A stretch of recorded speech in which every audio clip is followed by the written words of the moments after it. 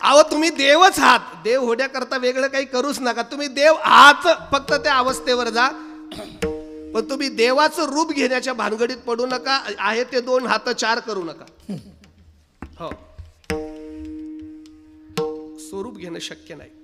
या उलट माणसांना संतांचं रूप घेता येतं, पण संत होणं शक्य नाही. संतांचं रूप कोणालाही घेता येतं, कोणीही संताचं रूप घेऊ शकतो बाह्य अंगाने, पण संत होण्याकरता त्यांचं अंतरंग स्वरूपाचं, त्यांच्या लक्षणांचं चिंतन करावं लागतं. एक सांगू का महाराज, सोन्याचा पिंपर दाळात कुणालाही लावता येतो, जे शक्य आहे. नाही का शक्य? अहो पुण्यातल्या माणसांना काय अवघड आहे सांगा ना. दारात सोन्याचा पिंपळ लावू नाही शकत का एखादा माणूस? 10-5 किलोचा सोन्याचा पिंपळ लावणं काय अवघड आहे गुंठा मंत्र्याला? लावू शकतो ना महाराज. मग सोन्याचा पिंपळ एवढाहून संत होत नाही ना. त्याकरता सोन्याच्या पिंपळाला महत्व तेव्हा येईल अंगी ऐशे बळ रेडा बोले. अंगी ऐशे बळ रेडा बोले तर सोन्याचा पिंपळ जयाचे द्वारीत. नाही तर कदाचित तुकोबारायण असंही माहीत असेल, काही गुंठा मंत्री सोन्याचा पिंपळ लावतील आणि आपल्या घरची वारी सुरू करतील. असं होऊ नये म्हणून अंगी ऐशे बळ रेडा बोले. कैवल्याचा पुतळा प्रगटला भूतळा, चैतन्याचा जिव्हाळा ज्ञानोबा माझा, हे स्वरूप नाथ महाराज माऊलीचं सांगताना एवढ्या थांबले नाही. हे स्वरूप मध्ये ठेवलं आणि भवताली कर्तृत्व मांडलं. साधकांचा मायबाप दरुशेने हरे ताप, सर्वाभूती सुखरूप ज्ञानोबा माझा चालविली. नाही का? सगळं तुम्ही बघून घ्या. हा म्हणजे बाजूला सर्व कर्तृत्व, मध्ये स्वरूपाने सिद्ध. मग कर्तृत्व आणि स्वरूपाचं चिंतन करण्याकरता संतांची लक्षणं माहीत असली पाहिजे. लक्षणच माहीत नसली की फार अडचण होते महाराज. थोडीशी गंमत करू का? खेड्यात राहणारे एक कुटुंब, आपलं शहरात राहणारे एक कुटुंब, सुट्ट्या लागल्या दीपावलीच्या, आपल्या गावी गेलं 8 दिवसासाठी. पोरही नेले, पोरांची आई नेली. जुनं घर साफ करून घेतलं. 8 दिवस राहायचं, नातेवाईकांना भेटता येईल, शेतीचं थोडं बघता येईल, 4-2 लग्न सांभाळता येतील. आता हे आई वडील लग्नामध्ये शेतीमध्ये व्यस्त झाले, पण शहरातले ते 2 लेकरं, त्यांना काहीच करमत नव्हतं. टाइमपास नाही, टाइमपास होत नाही, म्हणून ते गल्लीतल्या पोरात खेळायला जाऊ लागलं. आता खेड्यातली पोरं खेळणं वेगळं आहे की नाही महाराज? म्हणजे मी तर म्हणतो पोरांनी खेळावं, खेळावं पोरांनी तर भोसरीच्या तालमीत खेळावं.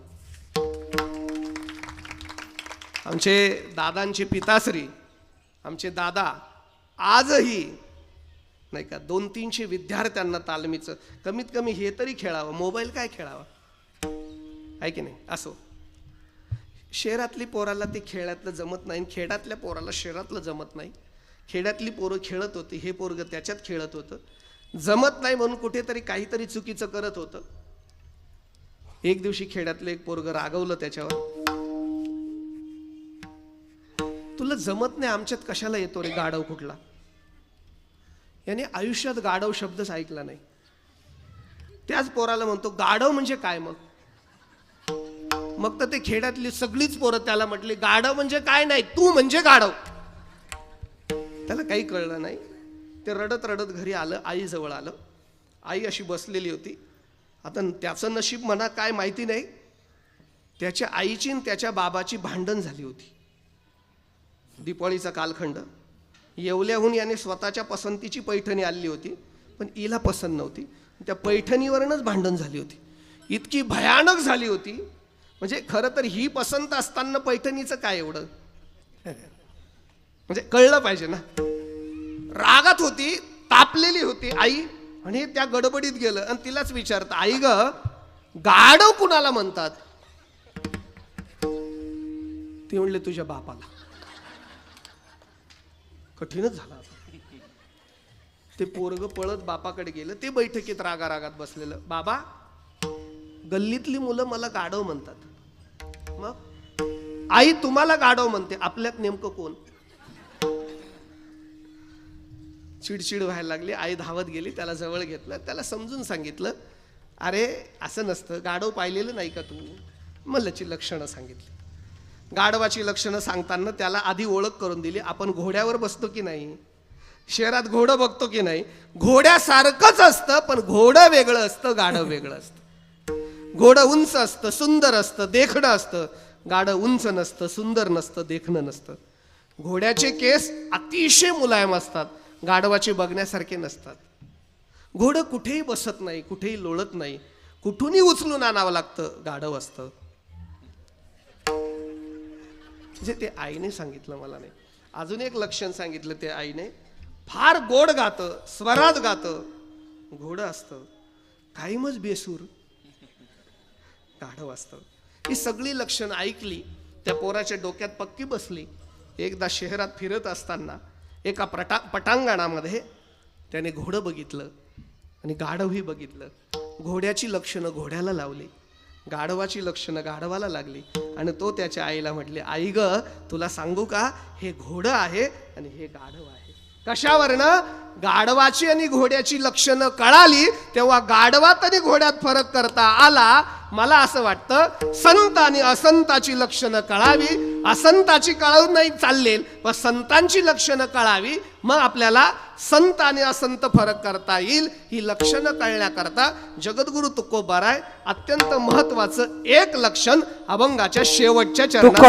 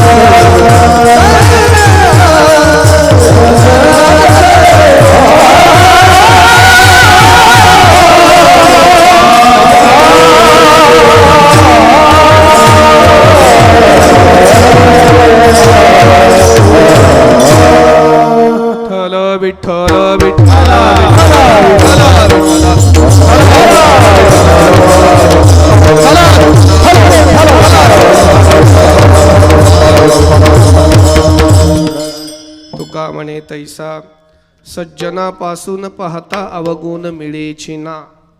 अत्यंत गोड लक्षण महाराज करतात. एकाच लक्षणाभोवती ह्या अभंगाचं सगळं चिंतन महाराज करतात. सज्जनापासून पाहता अवगुण मिळेची ना. अवगुण मिळेची ना पाहता सज्जनापासून. ते संत तुका म्हणे तैसा. म्हणजे हा तैसा शब्द का वापरला असेल मला माहिती नाही. असं सरळ बी घेता आला असताना आहे की नाही. खामकर महाराज तुका म्हणे सज्जनापासून पाहता अवगुण मिळेची ना. गुरुजी काय जमतं की नाही एवढंच. हा तैसा का घेतला असेल. तुका म्हणे सज्जनापासून पाहता अवगुण मिळेची ना. एवढ्यावर भागताना हा एक शब्द का वाढवा. मी नाही घेत आता चालेल ना. म्हणजे कोणाकडे ठेवू. हा तुमच्याकडे ठेवावं. गंभीर गुरुजींना तैसा विचारून घ्या नंतर. मी आता तैसा घेत नाही. तुका म्हणे सज्जनापासून पाहता अवगुण मिळेची ना. एवढं मला आता भरपूर झालं. सज्जनापासून पाहता अवगुण मिळेची ना. म्हणजे सज्जन त्यालाच म्हणा की शोधून सुद्धा अवगुण सापडणार नाही. किती गोड लक्षण केलं पाहिलं ना महाराज. नाही प्रतिज्ञा मात्रेन वस्तू सिद्धी अपितु लक्षण प्रमाणाभ्यम वस्तू सिद्धी. महाराजांनी गोड लक्षण केलं महाराज त्याचं. अवगुण पाहता मिळेची ना. काही माणसांकडे नुसतेच अवगुणच पाहता मिळे. काहींच्याकडे पाहता सद्गुण मिळे. काहींच्याकडे काही अवगुण काही सद्गुण मिळे. काही माणसं गुण अवगुणाचे मिश्रण असतात. काही माणसं अवगुणाचंच भांडार असतं आणि काही माणसं सद्गुणाचे पुतळे असतात. आता काय असतं बरं का. माझं असं मत आहे बा. काही म्हणा तुम्ही. गुण कमी असले तरी चालेल पण अवगुण एकही नसावा. नाहीतर फार गुण आहेत पण एक अवगुण असेल तर सगळ्याच गुणांवर पाणी फिरवतो. एक अवगुण माणसाला संपवायला वेळ लागत नाही महाराज. कितीही गुण असू द्या आपल्याकडे. कितीही गुणवान माणूस असू द्या. एखाद्या अवगुणाने जीवन त्याचं बर्बाद होऊ शकतं. एक अवगुण सगळ्या गुणांवर पाणी फिरून टाक. माझ्याकडे एक पोरगा आलं. ते म्हणले नाना हो महाराज काही काम असेल तर लावा मग मला नोकरीला तुमच्या ऑफिसमध्ये. मी म्हटलं माझ्या ऑफिसमध्ये नोकरी लावशील काय काम करशील तू. ते म्हणले अहो काही सांगा त्याचं काय काम करायची काय लाज वाटायचं काही कारण आहे का. अकाउंटंट म्हणून काम करेल. मी मध्ये आहे म्हटलं अकाउंटंट आहे. म्हटले ऑफिस बॉय म्हणून काम करेल. म्हटलं तेही आहे. अहो ते म्हणले तुम्हाला मदत करेल. म्हटलं काहीच गरज नाही. ते म्हणले तुमच्या बोरवेलच्या गाडीवर ड्रायव्हिंग करेल. मी म्हटलं तिथंही आहे. ते म्हणले ऑपरेटिंग करेल. अहो म्हटलं तिथंही आहे. ते म्हणले जाऊ द्या मी घरी काम करेल पण मला ठेवा. म्हटलं घरी काय काम करशील. स्वयंपाक करायला लावा, फरची पुसायला लावा, कपडे धुवायला लावा, दळण दळून आणायला लावा. तुम्ही काही काम सांगा घरची सगळी कामं करेल. मी म्हटलं आहे तिलाच कामं नाही आता तुला काय सांगू वेगळे असून. ते म्हणे मग असं करा तुमच्याबरोबर कीर्तनाला येऊ द्या गाडी चालवेल. मी म्हटलं आहे ड्रायव्हर. ते म्हणले मागे बसून येऊ द्या तिथं गेल्यावर गाण्याची साथ करेल. मी म्हटलं आहेच त्यांना प्रमाण मिळे ना तुला कुठं पुन्हा. ते म्हणले पखवाज वाजवेल. मी म्हटलं गंभीर महाराज आणि गणेश महाराज असल्यावर हिंमत आहे का तुझी वाजवायची.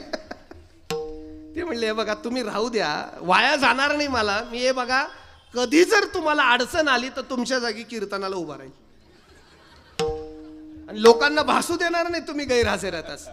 मी म्हटलं कीर्तन येतं हो, पखवाज येतो हो, गाणं येतं हो, गाडी चालवतो हो, अकाउंट येत हो, घरची कामं येतं हो. मी म्हटलं देव आहे का रे तू. म्हणजे सगळंच येतं.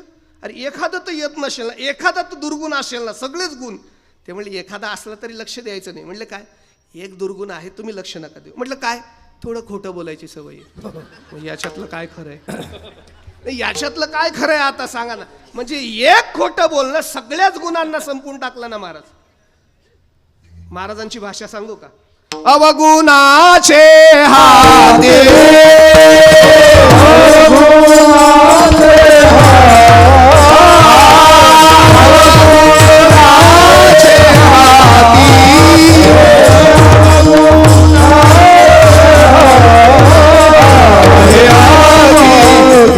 भजे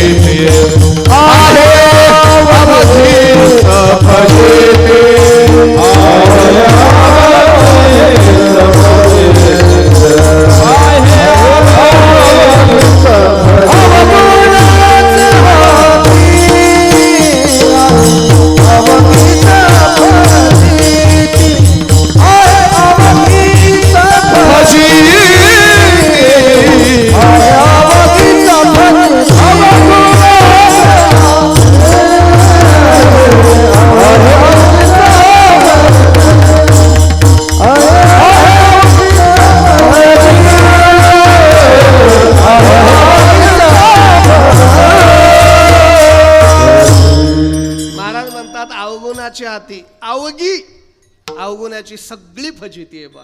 आता सगळे अवगुण सांगत नाही, पण वेळ 2 मिनिटं घेतो. माझं काय म्हणणं, कीर्तन कळो न कळो, आज एक संकल्प करू आपण. चालेल का? आज एक संकल्प करू. जगात किती अवगुण आहेत ते जाऊ द्या, पण आजपासून आपण 3 अवगुण सोडून देऊ. चालेल का? हा, आपल्याकडे 3 तरी अवगुण नसावे. काय नसावं? काम नसावा, क्रोध नसावा आणि लोभ नसावा. कमीत कमी म्हणतो मी. काम नावाचा अवगुण नसावा, क्रोध नावाचा अवगुण नसावा आणि लोभ नावाचा अवगुण नसावा. या 3च अवगुणांनी देशाचं वाटोळं केलं. काम नावाच्या अवगुणाने व्यभिचार वाढला, क्रोध नावाच्या अवगुणाने हिंसाचार वाढला आणि लोभ नावाच्या अवगुणाने भ्रष्टाचार वाढला. हे 3 अवगुण संपले तर देशाचं कल्याणच आहे महाराज, आहे की नाही? आता कामाच्या बाबतीत काय बोलत बसायचं महाराज, नाही का? हो, येडका मदन येडका मदन येडका मदन येडका मदन येडका मदन येडका मदन, तो केवळ पंचानन, तो केवळ पंचानन. नडग मारिले शंकरा, केला ब्रह्म्याचा म्हातारा, इंद्रचंद्राशी दरारा, लाविला जेने येडका मदन येडका मदन येडका मदन येडका मदन येडका मदन येडका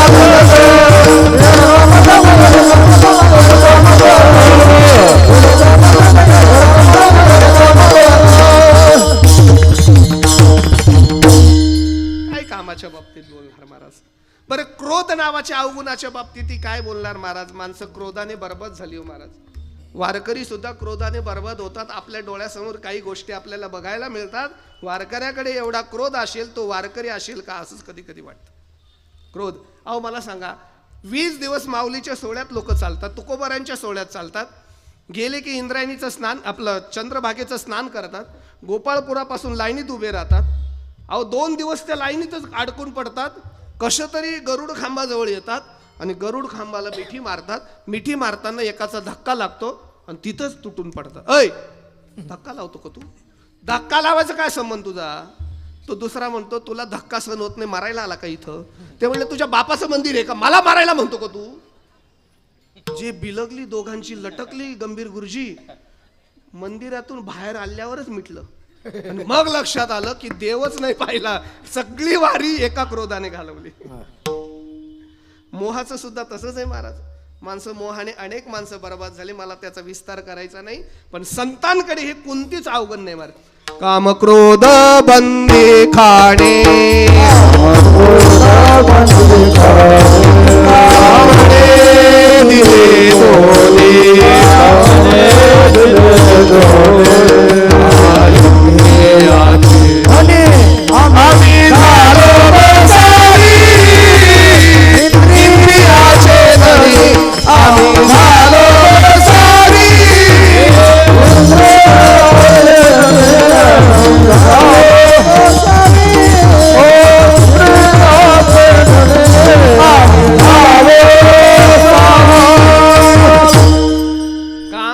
बंदी खाण्यामध्ये बांधून ठेवले महाराज संत महात्म्यांच्या ठिकाणी. कुठलाही विकार नाही. आणि म्हणून सांगू का, माझं असं मत आहे, संतांची पूजा होते ना, ती संतांची होत नाही, संतांच्या सद्गुणांची, संतांच्या गुणांची होते. गुणा सर्वत्र पूज्यन्ते पितृवंश निरर्थका, वसुदेव नमस्सन्ति वसुदेव न ते जनः. गुणा सर्वत्र पूज्यन्ते, गुणाचीच पूजा आहे, अवगुणाची पूजा नाही. आणि संत म्हणजे गुणांचा पुतळा आहे. पाहता अवगुण मिळेची ना. काही माणसं जगद्गुरु तुकोबारायांकडे गेली. तुकोबारायांना सांगितलं, महाराज आम्ही खेड्यातली शेतकरी माणसं आहोत, आम्हाला संत जाणण्याची इच्छा आहे.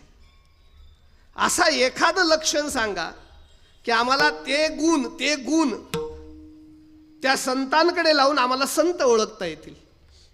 तुकोबाराय म्हणला, आता तुम्हाला नेमकं कोणते गुण सांगू संतांचे? मला सुद्धा सांगणं अशक्य आहे. तुकोबाराय विचार करू लागले की या शेतकऱ्यांना काय सांगावं.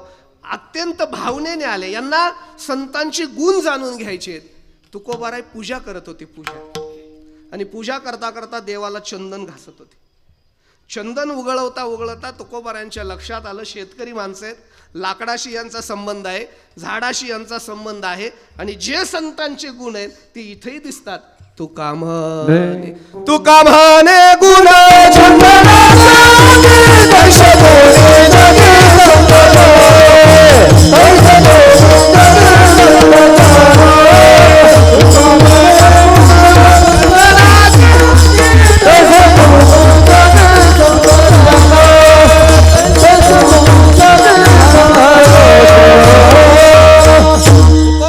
एकदम लक्षात आलं की अरे एक वेगळे दुसरे गुण सांगण्यापेक्षा तुका म्हणे गुण चंदनाचे अंगी जे गुण आहेत तैसेच संत आहेत. आणि म्हणून त्या आलेल्या शेतकरी वर्गाला जगद्गुरु तुकोबाराय सांगतात, तुम्हाला संत ओळखायचे आहेत ना, एवढंच लक्षात ठेवा, संत चंदनाचे हात पाये चंदन.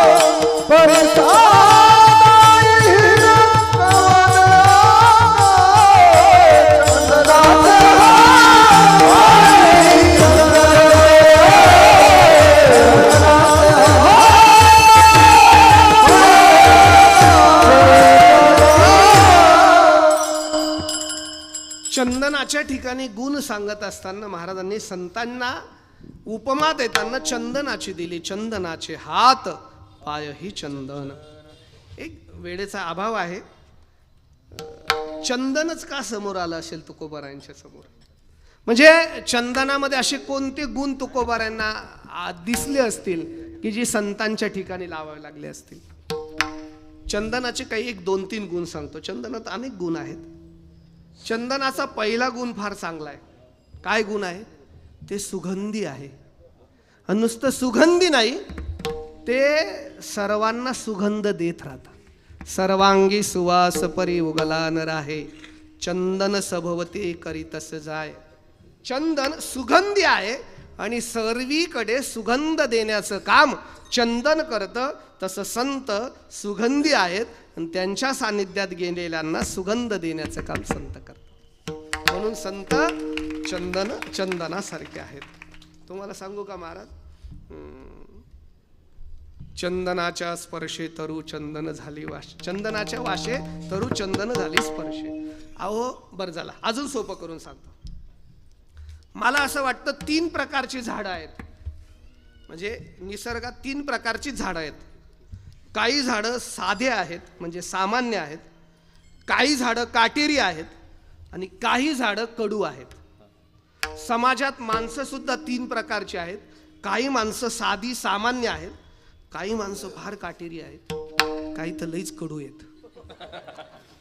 आता ऐका, आता सामान्य झाडाचा आपण आधी विचार करू. एखादं सामान्य झाड आहे असं समजा, एकदम सामान्य झाड आहे आणि काय त्याचं प्रारब्ध माहिती नाही, पण ते चंदनाच्या जवळ उगलं.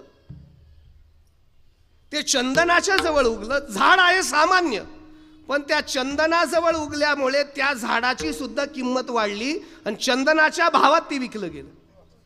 एक नाथ महाराजांची ओवी देतो. पाहे पा जडमुडे चंदन सभवती झाडे, ती सुगंधी होऊनी लाकडे, मोल गाडे पावती. मोल गाडे पावती, सुगंधी होऊनी लाकडे, ते लाकडही सुगंधी झाले. जडमुडे, सामान्य जडमुडे, पण सुगंध चंदनाचा आला आणि चंदनाच्या भावात विकलं गेले. मी त्या लाकडाचं म्हणत नाही, असे किती सामान्य लाकडं ज्ञानोबाराय तुकोबाराच्या सानिध्यात गेले आणि त्यांचा सुगंध महाराष्ट्रभर पसरला. का? ही संतांची गुण आहेत ना महा.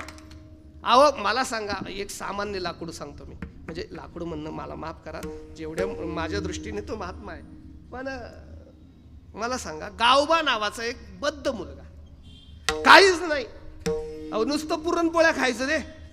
आईला कंटाळलं, आई तिथं सोडून आली. नाथ महाराजाला म्हणले याला पुरणपोळ्या खाऊ घाला आणि सांभाळा. नाथ महाराज रोज त्याला पुरणपोळी खाऊ घालायचे. ते फक्त नाथ महाराज म्हणायचे आणि बास पुरणपोळ्या खायचे. एक दिवसाचा प्रसंग, नाथ महाराज रामायणाचं लिखाण करतायत. बरं, भावार्थ रामायणाचं चिंतन चालू आहे. लेखणी ठेवली आणि नाथ महाराज म्हणतात आता मला कार्य संपवायचंय. लोक म्हणले संपवाच, पण 9ला संपवा, आणि त्याच्या आधी नका, पुढे संपू नका, आणि त्याच्या आती संपू नका. नाथ महाराज म्हटलं मला माझा अवतार कार्य संपवायचे. लोक म्हणले एवढं पूर्ण करा, हे एवढं रामायणासारखा पवित्र ग्रंथ आपण लिहितात, एवढं कार्य पूर्ण करा आणि मग जा. अहो म्हणले तेवढ्यासाठी मला कशाला अडकवता, कोणी करेल ना. कोण करणार आहे महाराज? अहो तो गावबा, ते वेडपट बावळट, पुरणपोळ्या खाये, बोलवा त्या. नाथ महाराजांनी आवाज दिला, पळत आलं. म्हणले बाबा तुम्ही मला बोलवलं? हो. घड्याळात 4 वाजले. म्हणले हो. पुरणपोळी 6ला असते. हो ती मिळेलच, पण तुला एक काम सांगतो. तुम्ही मला काम सांगताय काय? हे रामायण तू लिहायचंय, मी लिहायचं? लिहितो, काय नाही. हे असो दिटी जयावरी झळके, की पद्म करू माथा पारुके, तो जीवची परितुके महेशिशी. नाही का? 10व्या अध्यायाचं चिंतन बघा, गुरुस्तवनाच्या ओव्या बघा. स्पर्श झाला, थोरी वसांडिली अपुली परिसे, नेनो सेऊ कैशी लोखंडाशी, हात ठेविला मस्तकी प्रसाद देऊनी. किंवा 18व्या अध्याय बघा ना तुम्ही, ते महावाक्याचे निनावे, गुरुकृपेची निठावे, माता हात ठेविला नवे, थापटीला जैसा. स्पर्श झाला की जीवनात अलौकिकता प्राप्त झाली, जीवन सुगंधित झालं. संत चंदनासारखे आहेत. दुसरं झाड काटेरी झाड. काटेरी झाड, काही झाडांना लय काटे.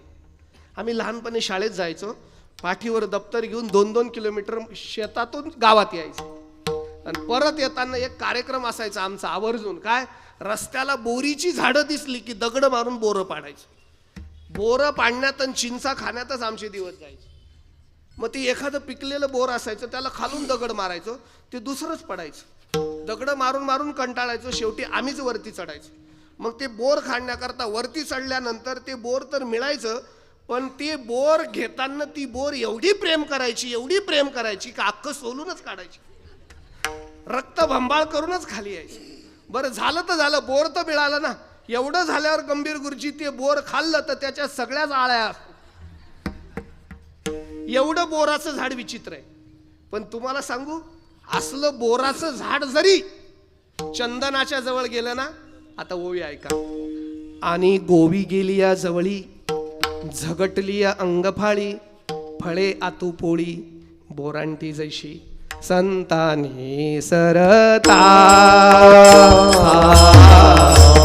संतानी सरता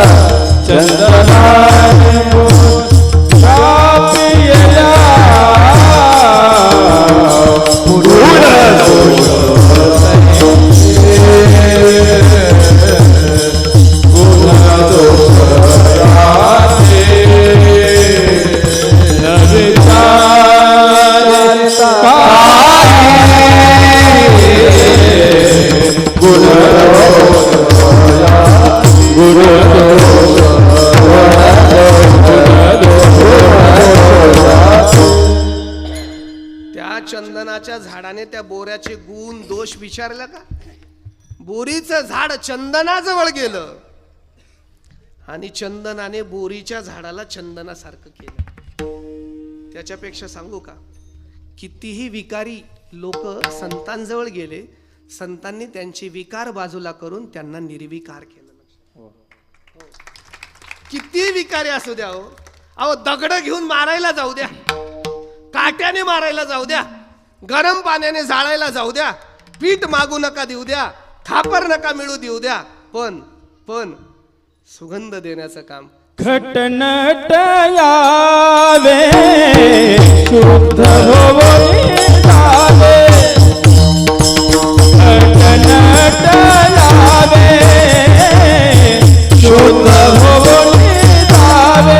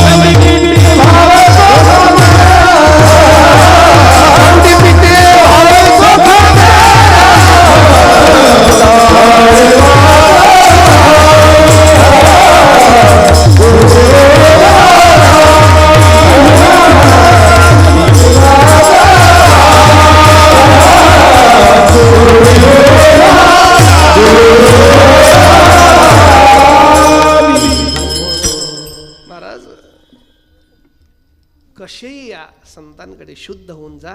काटे असू द्या, विकार असू द्या, संत निर्विकार करतात. माझा वेळ संपला, मी 5 मिनिटात असं समारोप करतो. नाविलाज झाला आणि शहरात वेळ पाळला पाहिजे. मी धावतो आता, फक्त सांगतो. तिसरं झाड कोणतं सांगितलं होतं? कडू कडू कडू कडू. काही झाडं लई कडून, काही माणसंही कडू. त्यांच्या तोंडात कधी मडू नाहीच. साखर तोंडात दिली तरी वाईटच बोलतात. हा ऐका, तसं लिंबाचं झाड किती कडू बघा ना. विठ्ठला विठ्ठला. अत्यंत कडू लिंबाचं झाड, पण चंदनाच्या जवळ गेलं. युगायुगाने चंदन आणि लिंबाचं झाड बरोबरच वाढलं. पाहे पा चंदनाचे नि अंगनिळे, शिवतिले लिंब होती जी जवळे, तीही देवाची निडळे बैसने केली. अहो त्या लिंबाच्या लाकडाला चंदनाचं समजून पाठ केला आणि त्याच्यावर देवाला बसवलं. कडू लिंबावर देव बसवायचं भाग्य आलं का? कडू लिंब चंदनाच्या जवळ राहिलं. नाही, खरं सांगू का महाराज, म्हणजे मी व्यक्तिगत माझं सांगू का, माझ्यासारखा एखादा कडू लिंब असेल जर घरी राहिलो असतो तर घरीच राहिलो असतो. पण श्रीगुरूंच्या माऊली तुकोबारांच्या सानिध्यात आलो आणि तुमच्यासारख्या भाग्यवान माणसांच्या सानिध्यात बसायचं भाग्य आलं ना महाराज. नाही, कधीतरी विचार करा महाराज, आपण जर घरीच राहिलो असतो गुरुजी तर काय झालं असतं. ही संतांच्या सानिध्यातलं जीवन आहे. अजून चंदनाचे गुण आहेत, आता सांगत नाही. चंदनाचा अजून एक गुण आहे, चंदन शीतल आहे, दुसऱ्याला शीतलता देतं, नाही का? हो, तो का म्हणे कडे करावे शीतळ, ऐशी जातीवळ चंदनाचे, नाही का? कढईभर तेल उकळवत ठेवा, त्याच्यात एवढं चंदन टाका, ती शीतल होतं. चंदन शीतल करतं, तसं त्रिविध तापाची झाली बोळवण देखील चरण वैष्णवांचं. अजून चंदनाचा गुण आहे, ते स्वतः झिजत राहतं, दुसऱ्याला सुगंध देत राहतं. जगाच्या कल्याणा संतांच्या विभूती संत देत असतात, म्हणून संत चंदनासारखे आहेत. विठोबा रघुमाई जय जय विठोबा रघुमाई.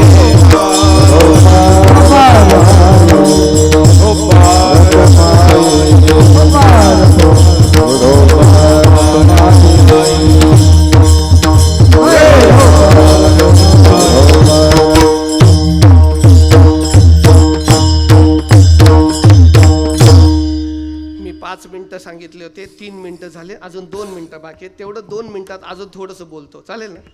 पटकन पटकन. आता चंदनात जसे गुण आहेत ना, तसे दुर्गुण पण आहेत. परिसात जसे गुण आहेत ना तसे दुर्गुण पण आहेत. दिव्यात जसे गुण आहेत तसे दुर्गुण पण आहेत. साखरेत जसे गुण आहेत तसे दुर्गुण पण आहेत. मग असं संगती लावून घेता का? जसे चंदनात गुण तसे संतात गुण, जसे चंदनात दुर्गुण तसे.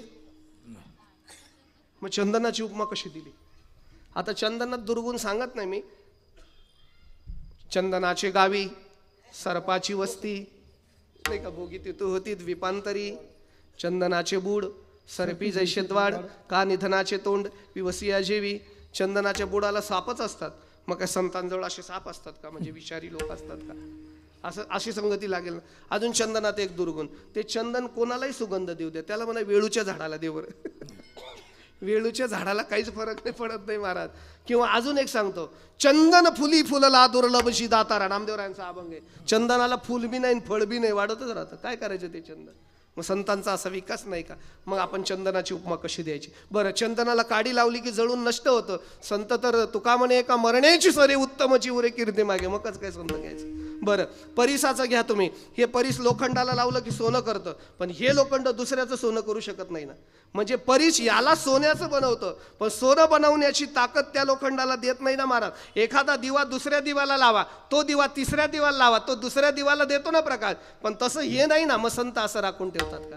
बरं, दिव्यामध्ये पण दोष आहेत बरं का महाराज. दिव्यामध्ये पण दोष आहेत. ज्ञानोबरांनाच विचारा.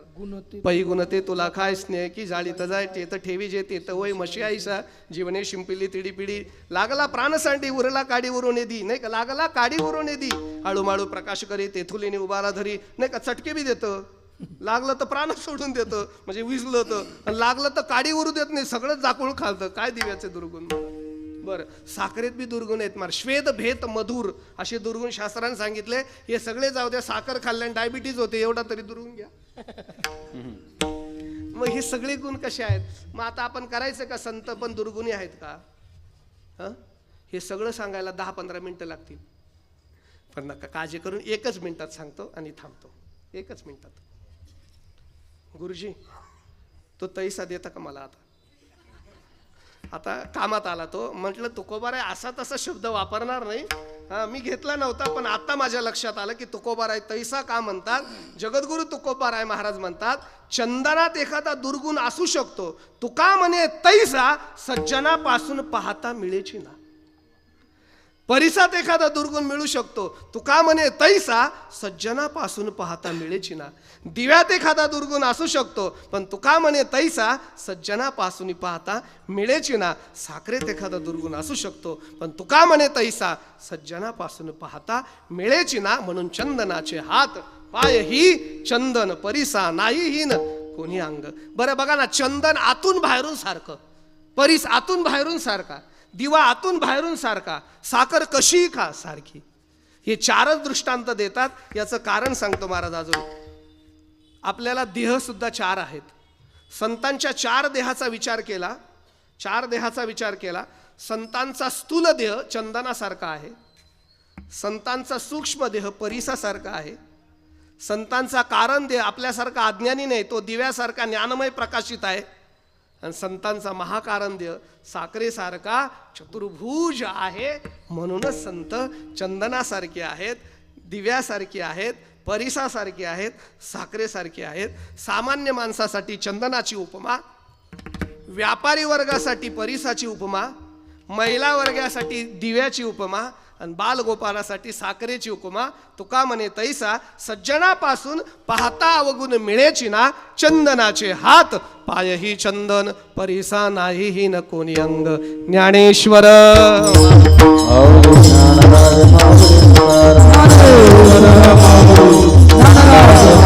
महाराज ज्ञानेश्वर.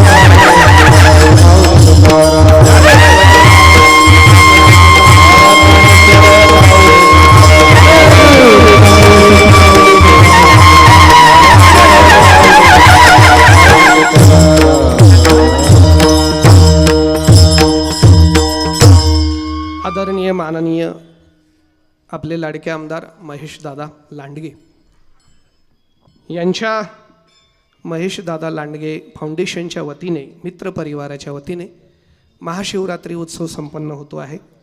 माझं परम भाग्य आज सेवा करता आली. मागच्याही वर्षी शिवरात्रीच्या पर्वकालाची सेवा करता आली. तुम्हा सर्वांच्या दर्शनाचा लाभ झाला. आपले हरिभक्तीपारायण गंभीर महाराज, मी बोलून गेलो की किती सुंदर व्यक्तिमत्व आहे. आमचे गणेश महाराज टाके आहेत, रामहरी महाराज पाचपुते आहेत, नाही का, आमचे आढाव महाराज आहेत, आमचे खामकर गुरुजी आहेत, आमचे शिवाजी महाराज आहेत, आणि भोसरीकर माऊलींवरती प्रेम करणारे सगळे भक्त परिवार आहे.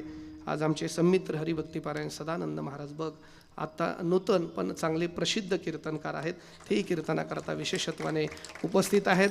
आमचे पप्पू शेठ, आम्ही अर्थात विशाल भाऊ, तेही माझ्यावर नितांत प्रेम करतात, तेही आज कीर्तनाकरता आहेत. बाकी सगळा दादांचा परिवार कीर्तनाकरता विशेष उपस्थित आहेत. विशेषत्वाने त्यांचे वडील दादाश्री, तेही कीर्तनाकरता उपस्थित आहेत. सर्वांचं मी ऋण व्यक्त करतो, सर्वांचं दर्शन घेतो. ज्ञात अज्ञात कुणाचं तरी नाव आदरणीय, नाही का, वैष्णव विचाराचे उत्सवाचे वैभव हरिभक्तीपारायण आदरणीय महाराज फुगे महाराज आपल्या प्रेमासाठी तेही उपस्थित आहेत. अजूनही कोणी असेल तर कार्यकर्ते नाव घेतील. साऊंड सिस्टीम आमची भाऊसाहेब महाराज, अत्यंत गोड साऊंड सिस्टीम, म्हणजे जुन्यातली जुनी सिस्टीम बरं का महाराज, हो, जुन्यातली जुनी सिस्टीम.